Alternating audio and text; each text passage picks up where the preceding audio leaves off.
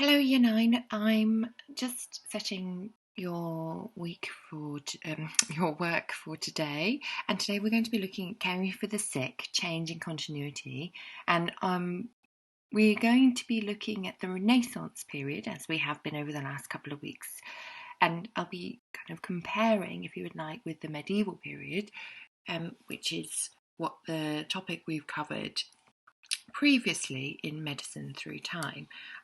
I'm going to take you through all of the information, and as we're going through the information, I'd like you to create a detailed spider diagram with images. So there's a little example here. It's not exactly on the topic that we're going to be covering, but it should look a little bit like this. So in the middle, you might have caring for the sick, changing continuity, and off it you might have some of the headings that I've chosen to include in mine.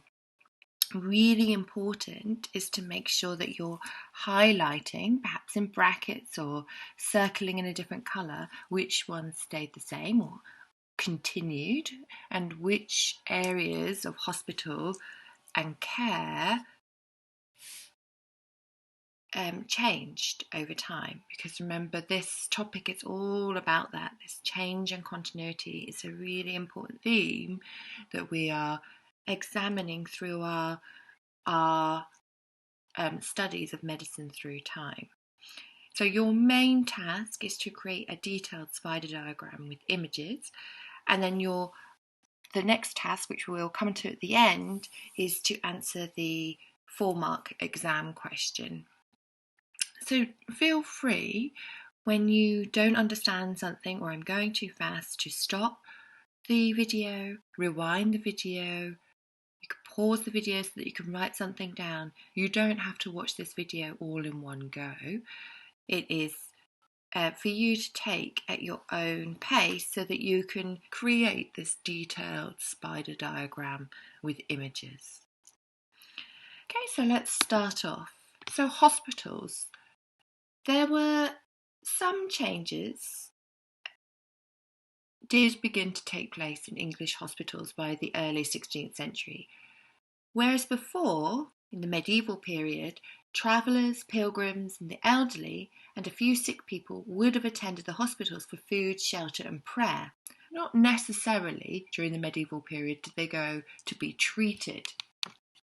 However, in the Renaissance period, this did begin to change. Patient records suggest that many people went to hospital with wounds and curable diseases, such as fevers and skin conditions. However, they often didn't spend very long in the hospital before being discharged, and this suggests that they did get better. So what kind of treatment or care would they have received in a 16th century hospital? A patient in the 16th century hospital could expect a good diet, and this is really important. The restorative effect of food was very important. Many people didn't have access during the Renaissance period to a lot of good food, and this would have perhaps helped them get better. Okay. A visit from a physician, and this is also really important. Many hospitals had contracts with doctors who would visit the patients, sometimes as often as twice a day, to observe the symptoms and prescribe treatments. And medication. Many hospitals had their own pharmacies and apothecaries to mix the medicines. So it all looks pretty good for Renaissance people in terms of the care and treatment that they, the care that they would receive during the Renaissance period, and inadvertently treatment from potentially a physician and the benefits of a good diet and medication. However, our lovely friend King Henry VIII came along with the dissolution of the monasteries. And I think we touched upon this in our last study of our last study of care and hospitals in the medieval period. And the dissolution of the monasteries, if you're not sure, is when Henry VIII split from the Catholic Church in 1533. Remember, he wanted to divorce his first wife so that he could marry Anne Boleyn, and created the Church of England. In 1536, he disbanded certain religious institutions, such as monasteries and convents, and confiscated their land. That is the dissolution of the monasteries. And this had quite an impact on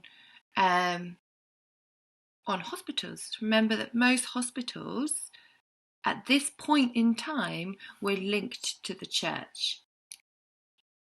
And therefore, very few were able to stay open after the dissolution of the monastery. As hospitals were attached to abbeys, monasteries and convents, it was the nuns and monks who administered the medical care during this time. And with the convents and monasteries gone, the hospitals also went.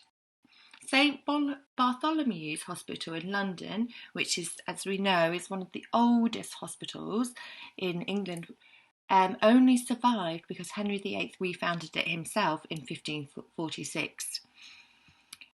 Smaller hospitals did open eventually to fill the gap left by monasteries, and these were funded by charities. And many of these hospitals now opened and had to open without their religious sponsors, because before the hospitals, as we mentioned previously, before hospitals were linked to the churches, and they would have funded or paid the money for the hospital attached to them. But now, with the dissolution of the monasteries, hospitals could not rely on the church to give them money to help them function. Pest houses. So one major change in hospital care in this period was the appearance of hospitals that specialised in one particular disease. Versions of these had existed in the Middle Ages when they were laser houses for people suffering from leprosy. So we have come across them before. However, there was a growing understanding that disease could be transmitted from person to person, even though people didn't understand how or why this happened. They did recognise that this was happening. This meant that the new types of hospitals began to appear that catered only for people suffering from transmitted diseases, transferable diseases such as the plague or the pox. And these houses, these specialised hospitals, became known as pest houses, plague houses or pox houses.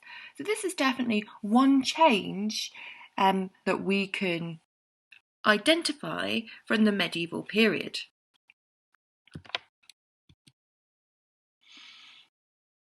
These new types of hospitals provided much needed service. Traditional hospitals would not admit patients who were contagious. So contagious, another word for this, transferable people. So if you've got a cold, or if you could infect someone else, they wouldn't let you in. Okay? But the pest houses would fill this gap. They would allow people in to be looked after.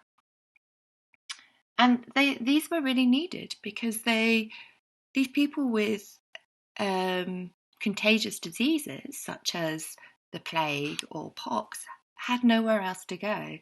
They couldn't go back to their families or their communities, because they would be at risk of infecting the rest of their family or their community. So these are really important.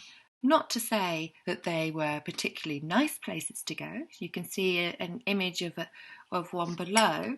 They often would be on the outskirts of town or cities, and would be quite barren places. But I suppose because they were places that housed infectious people, they had to be quite isolated or away from lots of people.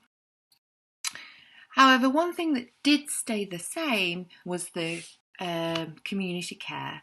Most people still continued to be cared for in the home by the women in the family and the local community. And the local community would have been really important at this time, because they would offer advice. There'd be plenty of people around to offer advice and to mix herbal remedies. And women continued to play an important role in the care of the sick.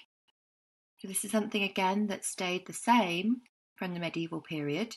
And this included rich and well-born ladies like this lady here, Lady Grace Mildmay, who lived from 1552 to 1620. She kept detailed notes of the healing and treatment she carried out. And these were really important for people to have a record to take a look at, to see what herbal remedies or what treatments worked and what didn't work when coming to help to treat someone else.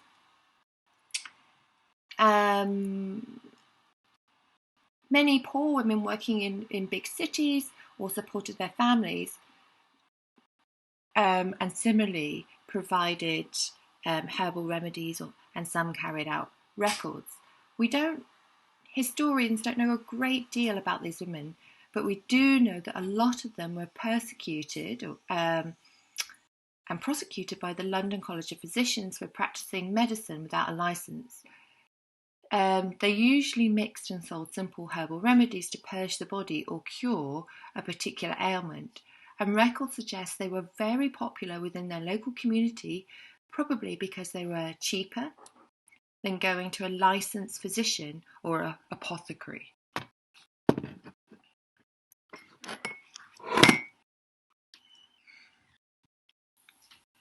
Great, so I hope that you've all created a detailed spider diagram with images.